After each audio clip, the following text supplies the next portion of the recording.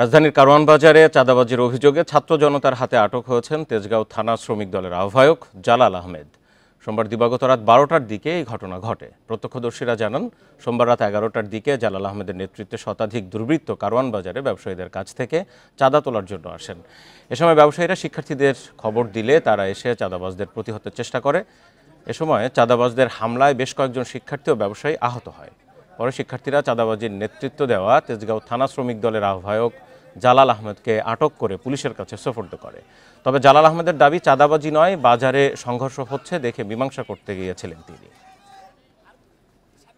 আমরা কারওয়ান বাজারে যে চাঁদাবাজি নিয়ে একটা লিস্ট করছিলাম, ঠিক আছে, ওই লিস্টে ওনার নাম আছে, লিস্টে ওনার নাম আছে। আমরা 1 মাস যাবত এই লিস্টটা করতেছি, আরো কিছু নাম হলে দেন আমরা আর্মির কাছে এটা জমা দিব। তো ওই লিস্টে ওনার নাম ছিল, আজকে ওনাকে আমরা পাইছি। তো উনি আবার আমাদের গায়ে হাত দিছে, ওনার লোকেরা আমাদের এই যে গায়ে স্পট করছে চাবাটি ছুরি নিয়ে মারামারি করতেছে। 2 গ্রুপে দখল লইয়া 2 গ্রুপে দখল করবে। আমি বললাম, তোমরা মারামারি করো না, দখলের দরকার না, তোমরা চলে যাও, কেউ কাউকে মারে না।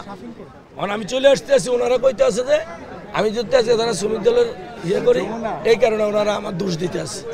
আমি মূলত আরতদারি করি। চাঁদাবাজি নিয়ে আরও জানবো। এই মুহূর্তে মিন্টো রোড থেকে আমার সাথে রয়েছেন সহকর্মী খালেদ রায়হান। খালেদ রায়হান, শ্রমিক দলের আহ্বায়ক তিনি গ্রেপ্তার হলেন, আটক হয়ে তারা পুলিশের কাছে আছে। একটু জানতে চাই যে এই যে চাঁদাবাজি শুধু কারওয়ান বাজার না, অন্যান্য এলাকার কি খবর? আর 1 মাস হলো মাত্র নতুন সরকারের, বিএনপির অনেক জায়গায় নেতাদের বিরুদ্ধে অভিযোগ আসছে, কি জানা যাচ্ছে?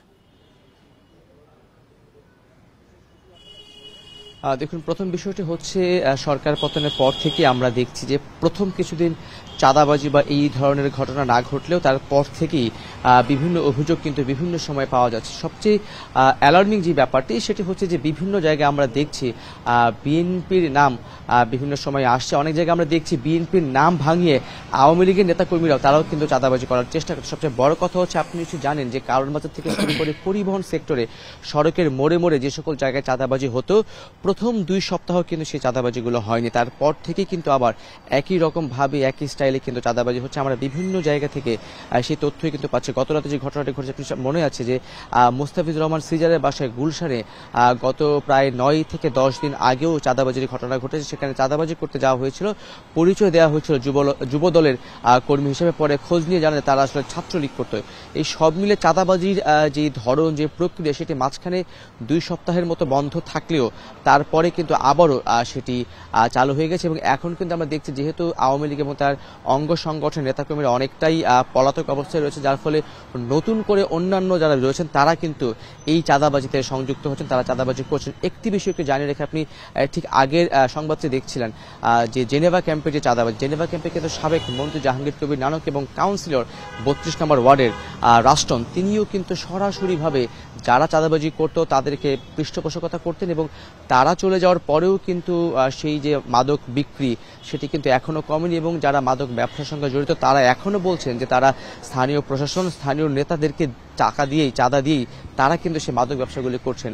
আমি যদি বলতে যে সার্বিক প্রেক্ষাপট, আপনি যেমনটি জানতে চাচ্ছেন যে গত 1 মাসের কি পরিবর্তন হলো, দেখুন, আপনি নিশ্চয় জানেন যে রাজধানী সহ সারা দেশের প্রায় 500 থানাতে কিন্তু আক্রমণ হয়েছে। পুলিশের মনোবল কিন্তু অনেকটাই ভেঙে গিয়েছিল। তারপরে পুলিশ পুরোপুরিভাবে সংগঠিত হওয়ার চেষ্টা করছে, তারা পুরোপুরি কার্যক্রম চালু করার চেষ্টা করছে। কিন্তু যেহেতু পুলিশের অনেক গাড়ি ভেঙে গেছে, অনেক পুলিশ হতাহত হয়েছেন, সব মিলিয়ে কিন্তু তাদের যে পুরোপুরি কাজ সেটা কিন্তু তারা এখন পর্যন্ত শুরু করতে পারেনি। তারা যেটি বলছেন যে পুরোপুরি কাজ যদি তারা শুরু করতে পারেন, তাহলে হয়তো চলমান যে সংকটটি রয়েছে সেই সংকটটি হয়তো খুব দ্রুত সমাধান করা সম্ভব হবে। তবে চাঁদাবাজি নিয়ন্ত্রণের ক্ষেত্রে শুধুমাত্র পুলিশ না, তার পাশাপাশি সামাজিকভাবে জনগণকেও কিন্তু এগিয়ে আসতে হবে। রায়হান, আপনাকে ধন্যবাদ।